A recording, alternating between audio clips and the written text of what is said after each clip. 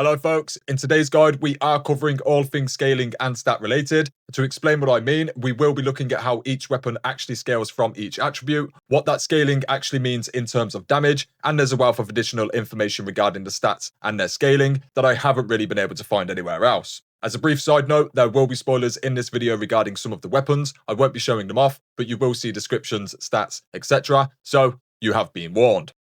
Anyway, to start us off, we're going to take a handful of weapons and compare what we see, explaining things as we go. Here we have the Cloud Frost Edge Longsword, the Astral Blade One-Handed Sword, and the Cloud Piercer Spear, and for a comparison, we have the Astral Blade in Game 2.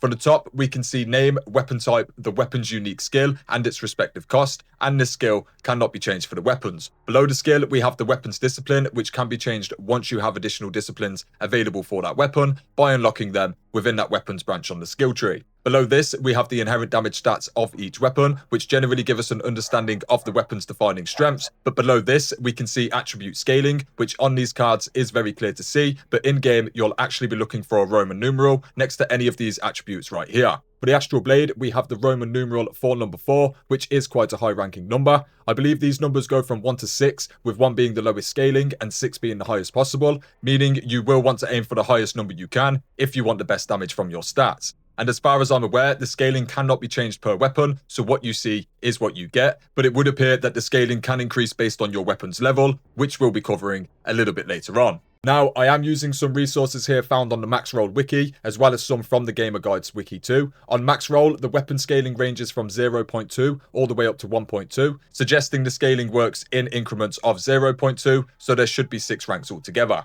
However, these cards on the wiki show various different numbers outside of the 0.2 increments, suggesting that the Roman numerals are not exact, or this wiki could just be wrong. I honestly can't say, but using the in-game HUD would probably be your best bet, at least until we know more about these numbers. As for the Gamer Guides wiki, it shows that per weapon level, the weapon scaling does slightly increase, but I'll say the same in that we should probably just base our decisions off the in-game HUD until we do know more. That's not to say the wikis are likely to be wrong, I just don't know how accurate they are. Now, to cover the rest of the screen very quickly, we also have stat requirements for each individual weapon, which typically aren't very high, and they can be seen in-game by looking at this number within the brackets right here.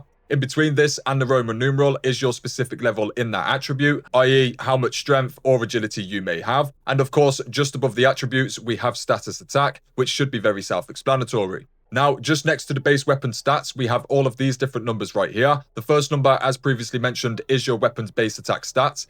If you increase the level of your weapons, these numbers will subsequently increase too, and I'll show a quick example of this right now. Taking the Lashing Whip Longsword as an example, this currently has no level at all, and its free base attack stats sit at 94, 52, and 84 respectively. Now, if we pop into the skill tree and place a single level into that weapon's refinement, thus increasing the level of all longswords by 1, we can return to the weapon to see it's now sitting at 103, 57, and 92. And as we can see, as a general rule, the bigger the number already is, then the bigger the increase as and when you level that weapon's type. Now, as for this pretty little number with the plus sign, this is simply your weapon scaling being shown. Essentially, this is your weapon's base damage right here, and this is its scaling level right here, as we've previously discussed. So the higher your actual stat in that attribute scaling right here, then the higher this number will be.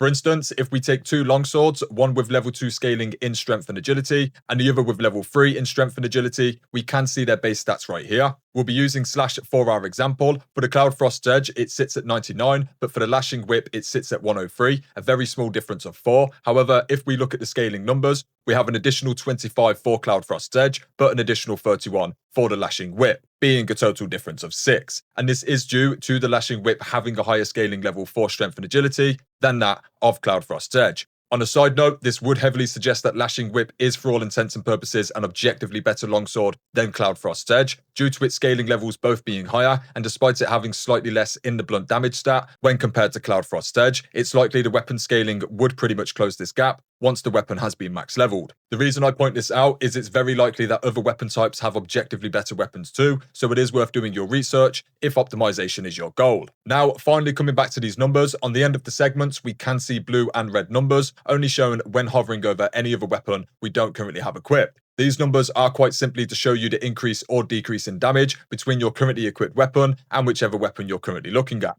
For instance, I have the Lashing Whip equipped as we can see, and when I hover over Cloudfrost's edge, it is only the blunt damage that shows an increase, and if I were to equip Cloudfrost's edge, then I would be losing damage overall. So this is the weapon screen, as well as the weapon's core stats and scaling explained. We have covered the weapon skills briefly, and it 100% cannot be changed. However, each weapon's discipline can, by unlocking other disciplines within the skill tree, and we've discussed that each weapon type can be leveled up from within the skill tree too.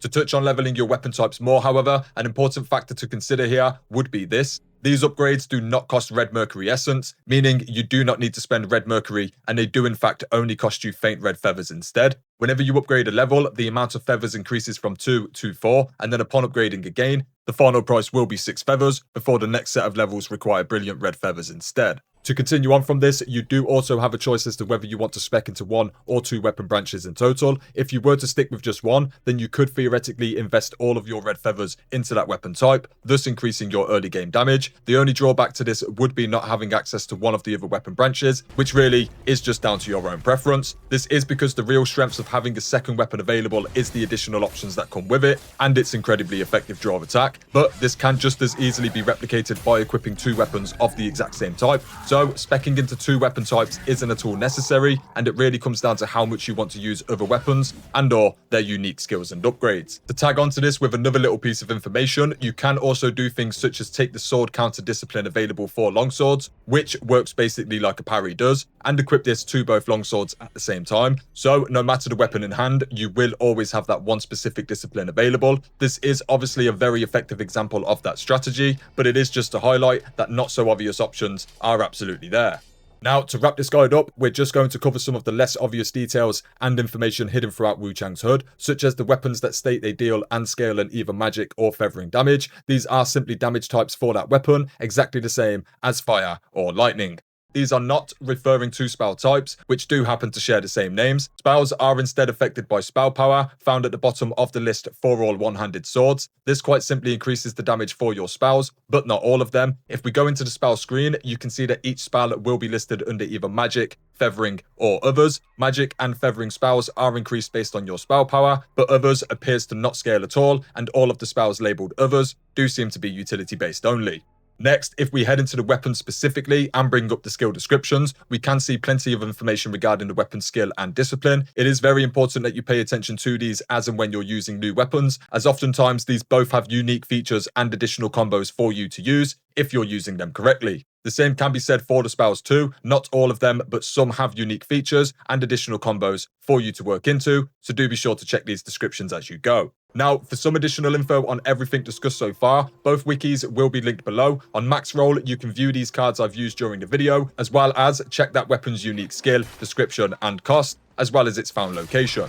As for gamer guides, you'll be able to view each weapon's individual stat increase per level, as well as its scaling increase per level too. Anyway, that would be it for this guide, folks. I'll be back within the coming days with more Wuchang news and guides, so do keep an eye out for more. I do, of course, have a range of guides and news videos on the channel already, so do feel free to stop on by and check things out. Otherwise, thanks for watching, folks, and until next time, peace.